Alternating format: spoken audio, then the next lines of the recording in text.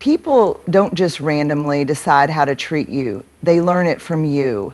Every time you let a comment slide that disrespected you, every time you stay quiet when someone crosses the line, every time you put someone else's needs ahead of your own without reciprocity, you're teaching them.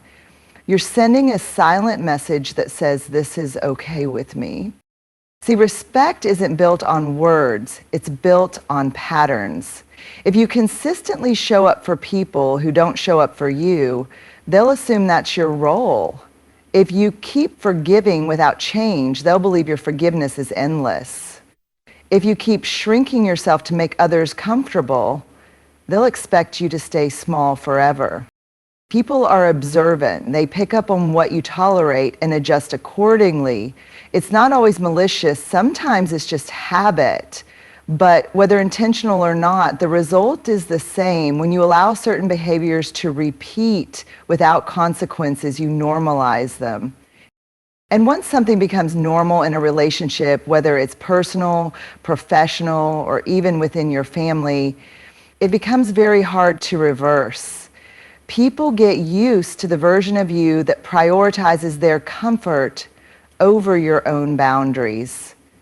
And the longer you play that role, the more invisible your needs become to them.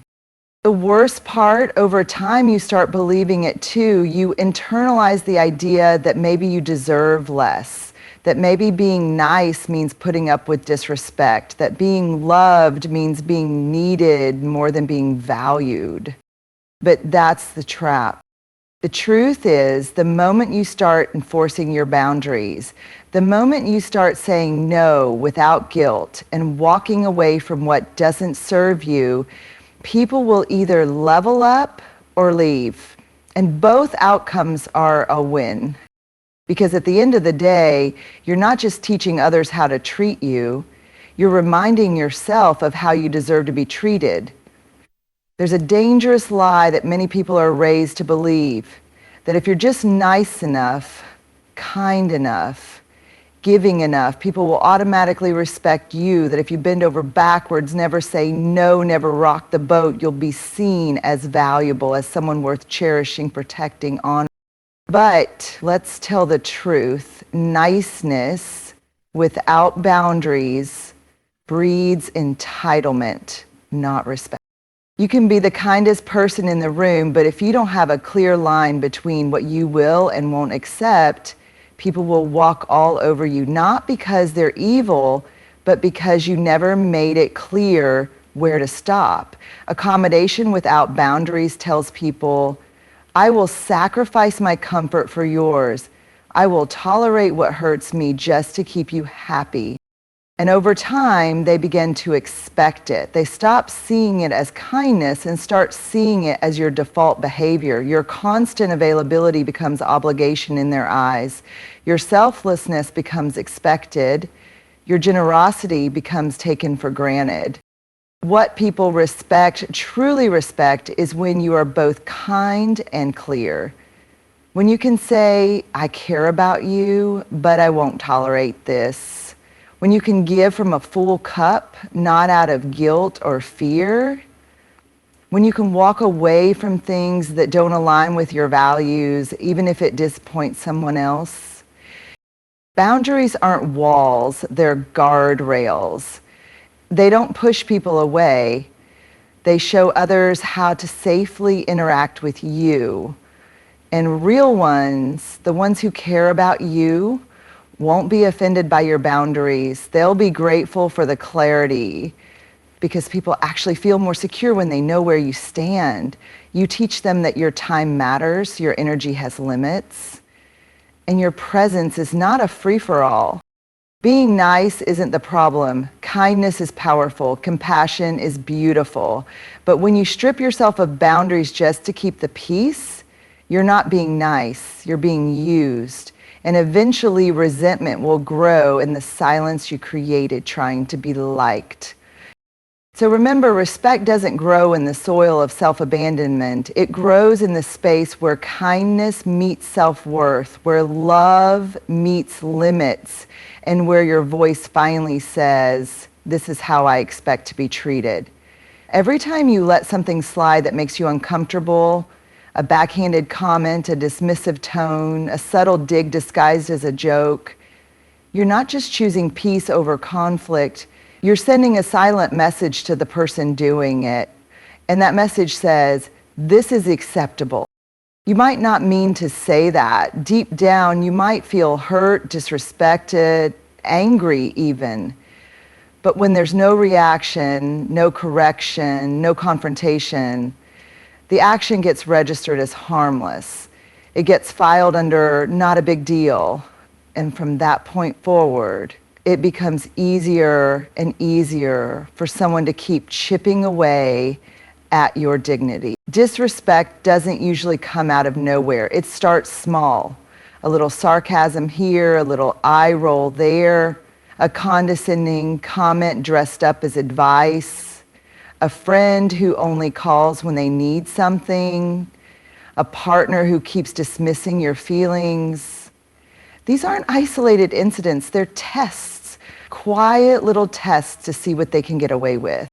And when those tests go unchallenged, they escalate. Because people treat you based on the standards you reinforce, not the ones you fantasize about. You can believe in self-worth all day long, but if you keep entertaining people who undermine it, you're allowing your value to be up for negotiation. And the scary part is it becomes normalized. You start adjusting your own expectations. You stop asking for what you need because you're afraid of seeming too much. You stop setting standards because you don't want to lose the little scraps of attention or connection you're getting. You convince yourself that being tolerated is better than being alone. But here's the truth. Tolerating disrespect is not humility, it's self-betrayal. You are literally training people to treat you poorly by teaching them that there are no consequences. You're handing over the blueprint for how to minimize you and then wondering why you feel small. You may think you're keeping the peace, but what you're really doing is fueling a silent war inside yourself. A war between the part of you that knows you deserve better and the part that's afraid to lose what little you're being given. Disrespect only continues where it's allowed, and the longer it's tolerated, the harder it becomes to undo the patterns, not just for them, but for you, because you start believing that this is the best you'll get, and that lie is what keeps you stuck. There's a certain kind of exhaustion that doesn't come from doing too much. It comes from giving too much to people who give you almost nothing in return. You pour and pour and pour, hoping they'll notice the effort, hoping it'll spark some kind of appreciation, some kind of loyalty, some kind of acknowledgement. But instead of being grateful, they get used to it. And the more you give, the less they seem to value what you offer. Why?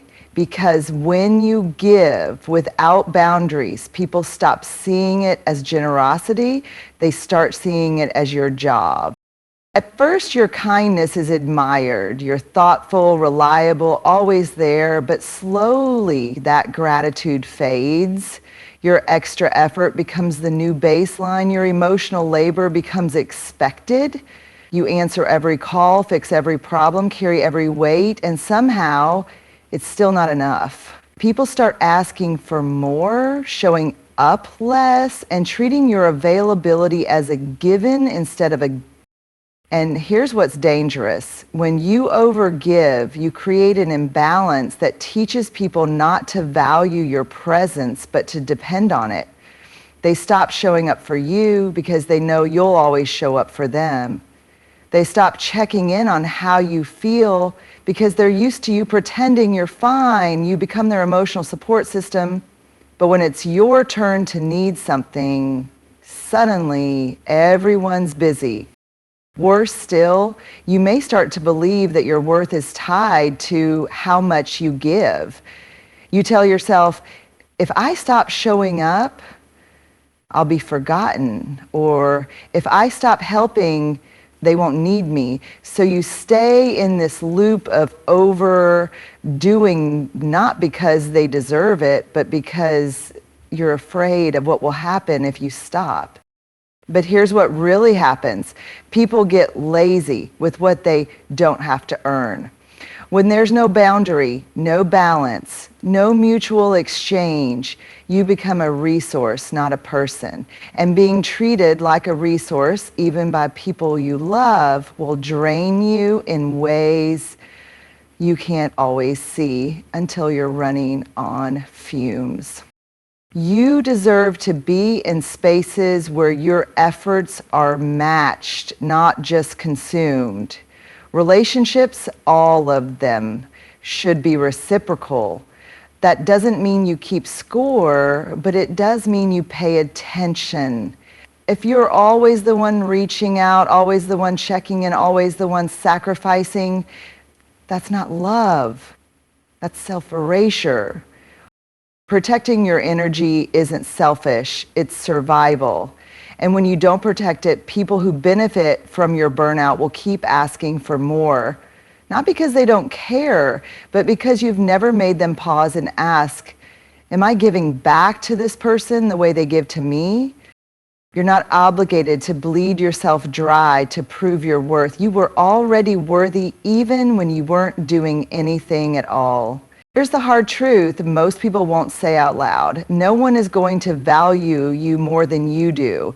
You can write long paragraphs explaining how much you bring to the table. You can lay out all your good intentions, your past sacrifices, the depth of your heart. But at the end of the day, people don't hear what you say about yourself nearly as loud as they watch how you move. Self-worth isn't about convincing people to see your value. It's about carrying yourself like someone who already knows it. Because when you truly believe in your worth, it shows. It shows in your boundaries. It shows in how you speak up. It shows in what you walk away from. You no longer waste energy trying to prove yourself to people who are committed to misunderstanding you. You stop begging to be chosen. You stop chasing validation. You stop over-explaining your intentions just to be understood by those who don't respect you in the first place. See, there's a difference between being valuable and being valued. Everyone is inherently valuable, but not everyone is treated that way because people respond to your standard. If you carry yourself like someone who needs constant approval to feel secure, you will attract people who use that need to control you. If you move like someone who's afraid to lose what little attention they're getting, you will settle for crumbs, and people will feel comfortable giving you less.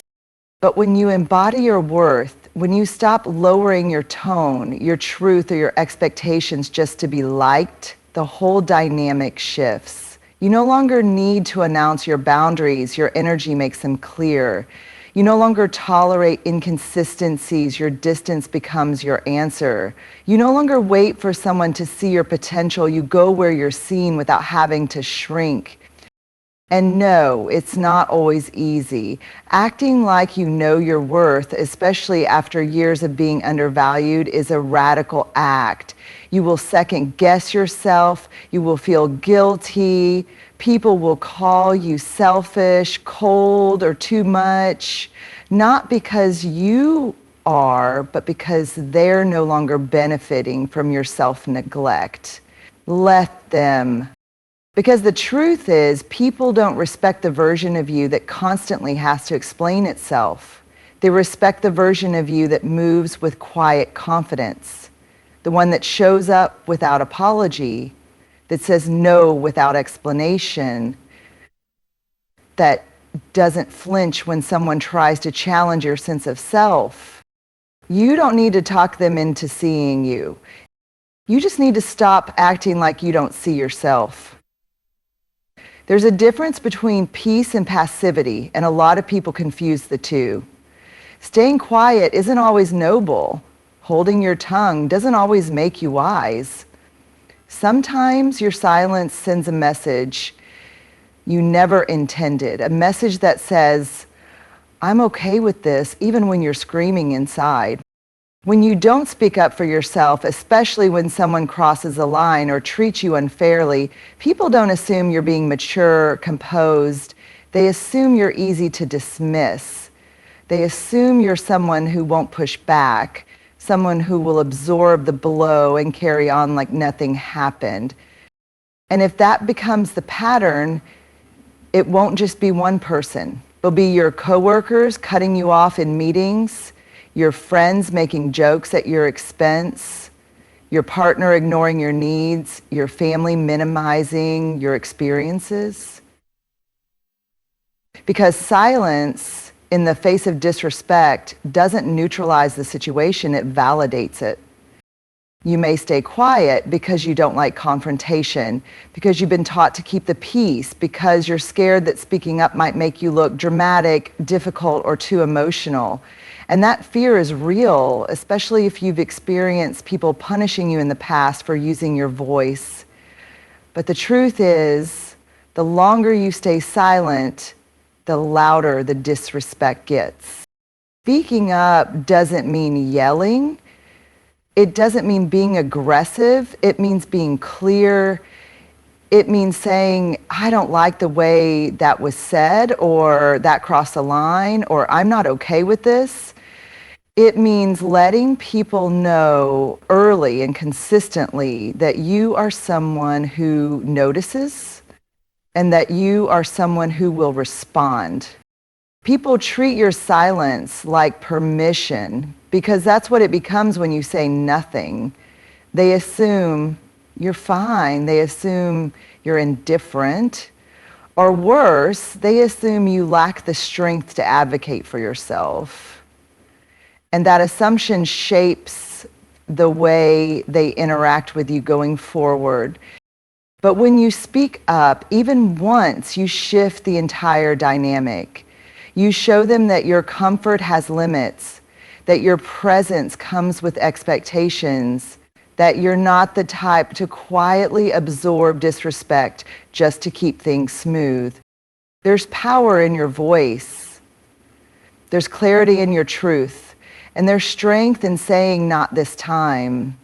Because every time you speak up, you reclaim a piece of yourself that silence tried to bury. If you want to know how someone really feels about themselves, look at what they tolerate. Look at the tone they accept from others. Look at the way they let people in and the way they let people stay.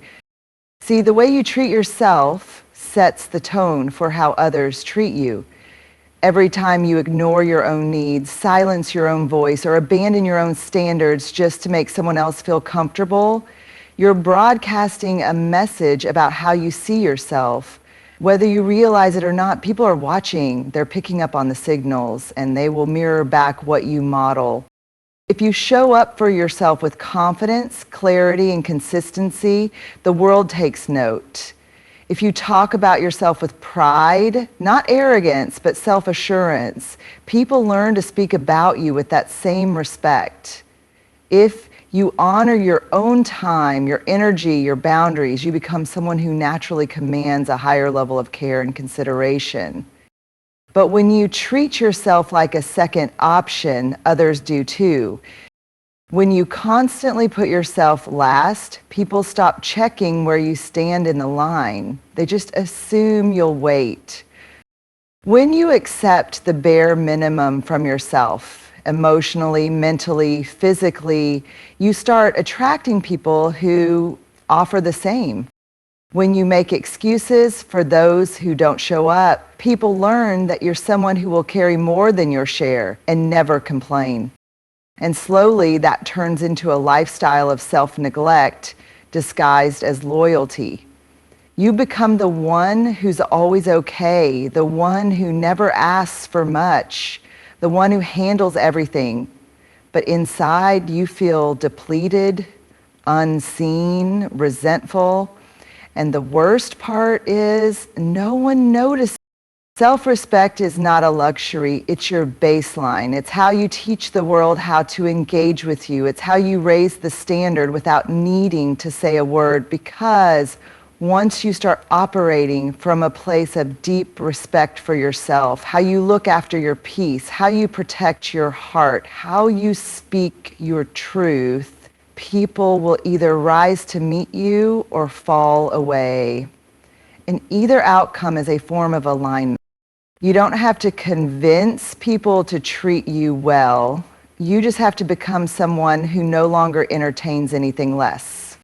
Because at the end of the day, the relationship you have with yourself is the template for every other relationship in your life. If you don't treat yourself like you matter, no one else will either. Not because they're cruel, but because you never showed them what you require. It's easy to look outward when things go wrong, to point to the people who hurt you, disrespected you, overlooked you, and blame them for the way you feel, the position you're in, or the way your relationships have unfolded. And while yes, accountability matters and others do play a role, real transformation doesn't begin when they change, it begins when you do. Change doesn't come from waiting on an apology that may never arrive. It doesn't come from hoping someone suddenly wakes up and sees your worth. It doesn't come from trying to control how others treat you. It comes from that quiet, sometimes uncomfortable moment when you realize you have power in the situation, even if it's not the kind of power you thought you needed. You can't control how someone talks to you, but you can control whether you stay in that conversation. You can't force someone to appreciate you, but you can stop showing up where you're consistently taken for granted. You can't rewrite the past, but you can choose not to repeat it. Change starts the moment you stop asking for permission to honor yourself. The moment you stop betraying your own boundaries to keep the peace. The moment you decide that being liked is no longer more important than being respected. The moment you stop outsourcing your self-worth to people who can't even see themselves clearly, let alone see you. And it's not easy. Real change doesn't feel like a movie montage where everything gets better in 2 minutes. It feels messy, lonely, scary. It feels like saying no and then sitting in the silence that follows. It feels like walking away and not knowing what comes next. It feels like setting boundaries and watching people fall away, not because you pushed them, but because your growth exposed their comfort with your lower self. But that's where power lives, in the discomfort, in the decision to unlearn the habits that kept you small, in the courage to look at yourself and say, I'm not a victim of what I've allowed, but I am responsible for what I continue to allow. You don't need someone else to fix it for you. You need to stop waiting for that rescue and realize you're the one you've been waiting for. You are the only one who can draw the line in the sand and say, this version of me that tolerated disrespect, that accepted less, I'm leaving that version behind. Because the moment you shift internally, everything else has to recalibrate around that new standard. You stop moving like someone who's desperate to prove something and start moving like someone who knows who they are. You stop giving away your power and start using it to build a life that reflects your truth. Change is not loud. It's not always dramatic. Sometimes it's a whisper that says, I deserve more than this, followed by action that says, watch me act like it. So if you're wondering why they don't respect you, look inward. Not to blame yourself, but to empower yourself. Respect doesn't begin with them, it begins with you. It begins the moment you stop tolerating the bare minimum. The moment you decide to stop shrinking, stop chasing, stop waiting for someone to hand you the value you already possess. It starts when you walk different, speak different, show up different, not louder but clearer, not aggressive but unshakable. And when that shift happens, the world around you changes. Some people will step up, others will step out. Let them. You don't need everyone to respect you. You just need to stop disrespecting yourself. From that point on, you'll notice something powerful. The energy you've been pouring into trying to be seen, loved, or accepted finally comes home, back to you, back where it belongs. Because real respect isn't requested, it's reflected. And the moment you give it to yourself unapologetically, the world has no choice but to follow suit.